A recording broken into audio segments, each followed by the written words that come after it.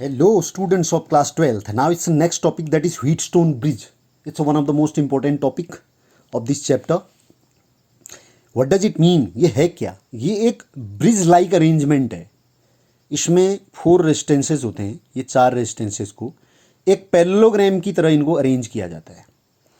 और एक डायगोनल में, चाहे 2 डायगोनल होंगे इसमें, एक BD और एक AC, एक डायगोनल में एक गैल्वेनोमीटर जोड़ा जाता है और दूसरे डायगोनल में हम बैटरी को कनेक्ट करते हैं. ये एक प्लग की है, दूसरी प्लग की यहाँ पर है. अब इसमें होता क्या है, किस तरीके से हम इसको करते हैं, ब्रिज लाइक, इसीलिए इसको व्हीटस्टोन तो साइंटिस्ट का नाम था. ब्रिज लाइक अरेंजमेंट है, पुल की तरह है बीच में ब्रिज, तो इस तरह से इसको तब बोला जाता है. इस प्रकार से इसका फिगर आप समझें. इसमें P, Q, R और S ये 4 रेजिस्टेंसेज हैं. इसका इस्तेमाल क्या होता है और इसका सिद्धांत क्या है, प्रिंसिपल क्या है, उसके बारे में हम देखेंगे. इसका यूज ये है कि इसमें से आपके पास अगर कोई 3 नोन रेजिस्टेंस है, एक अननोन रेजिस्टेंस को इसकी सहायता से आप निकाल सकते हैं. इसमें न्यूमेरिकल बहुत ज़्यादा पूछा जाता है. अब इसको करते कैसे हैं, ये 4 रेजिस्टेंसेस को हमने कनेक्ट किया एक पैरेललोग्राम के रूप में. एक डायगोनल में हमने एक गैल्वेनोमीटर जोड़ा, दूसरे डायगोनल AC के A और C के बीच में हमने बैटरी जोड़ी. इसको सर्किट को कंप्लीट किया. एक रियोस्टेट, कोई भी एक इसमें रियोस्टेट माना, S जो है अननोन रेजिस्टेंस है आपका, P और Q नोन है, और जो R वाला है ये रियोस्टेट है. रियोस्टेट आप जानते हैं वेरिएबल रेजिस्टेंस. इसका प्रैक्टिकल भी है आपके यहाँ 12th में, आप प्रैक्टिकली इसको देखेंगे. इससे हम इसको एडजस्ट करते हैं, इन रेजिस्टेंसेज को इस प्रकार से एडजस्ट करते हैं कि करंट फ्लो करने पर गैल्वेनोमीटर में बिल्कुल भी डिफ्लेक्शन ना हो. What does it mean? Galvanometer में डिफ्लेक्शन नहीं होगा तो इसका अर्थ क्या हुआ कि ये बैलेंस की कंडीशन में कहलाएगा ब्रिज. यानी कि इससे करंट फ्लो कर ही नहीं रहा है, BD वाले जो डायगोनल है BD, उससे करंट फ्लो नहीं कर रहा है, करंट इनमें केवल फ्लो कर रहा है. तो इस कंडीशन को हम बोलेंगे balanced condition of Wheatstone bridge. एक चीज और आप गौर से सुनिए, जब व्हीटस्टोन ब्रिज बैलेंस की कंडीशन में होगा तो आप गैल्वेनोमीटर और बैटरी इन दोनों के प्लेस को इंटरचेंज कर सकते हैं. गैल्वेनोमीटर को यहाँ जोड़ सकते हैं, बैटरी को यहाँ जोड़ सकते हैं, क्योंकि हमने एक डायगोनल में गैल्वेनोमीटर जोड़ना होता है, दूसरे डायगोनल में हमको बैटरी जोड़नी होती है, तो हम कहीं भी उसको जोड़ सकते हैं. जब ऐसा हो जाता है बैलेंस की कंडीशन में, तो इनके जो एडजेसेंट साइड्स का रेशियो होता है वो इक्वल आ जाता है.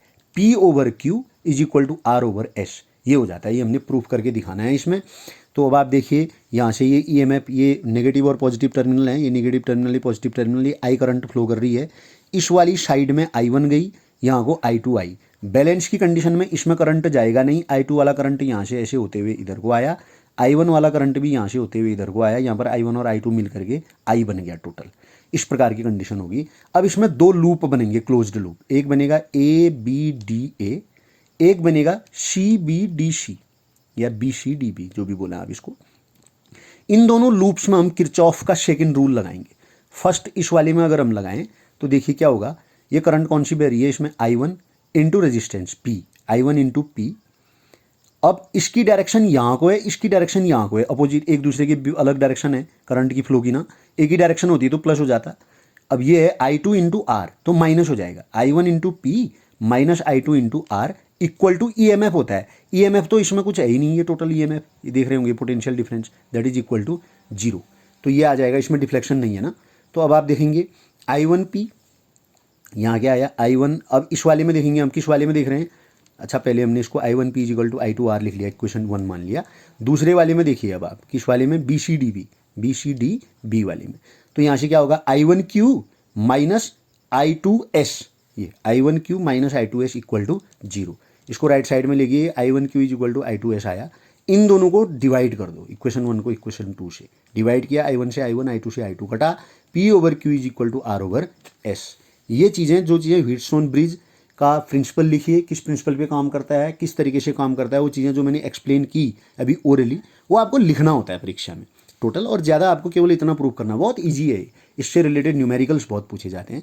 आई होप आपकी समझ में ये आया होगा. और ये व्हीटस्टोन ब्रिज जो है वो मैक्सिमम सेंसिटिव तब होता है जब सारे रेजिस्टेंस एक ही ऑर्डर के होते हैं. माना जैसे 10 ऑर्डर के हैं सब, तो 100 से छोटे होने चाहिए सारे के सारे.